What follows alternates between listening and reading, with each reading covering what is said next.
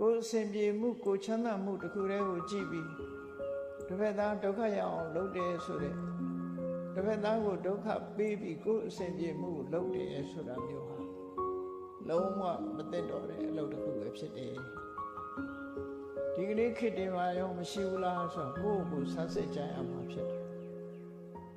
ဘယ်သူသေးသေးငတေမှာပြီးရောဆိုတဲ့စိတ်ဓာတ်မျိုးတွေမွေးပြီး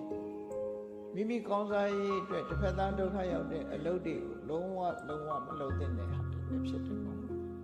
အကယ်၍လုံးမိပြီဆိုလို့ရှိရင်မိမိလုံးမှန်းသိတဲ့ပုဂ္ဂိုလ်တွေကကိုယ့်ကိုခွင့်လွှတ်ကြမှာမဟုတ်ဘူးအမုန်းတွေဟာကိုယ့်ပေါ်မှာစုပြုံရောက်လာနိုင်တာဖြစ်တယ်ဒါကြောင့်မို့မိမိအစဉ်ပြေမှုတစ်ခုတည်းကိုကြည်ပြီးသူများကိုဒုက္ခပေးတဲ့အလုပ်မျိုးဆိုတာယဉ်ကျေးမှု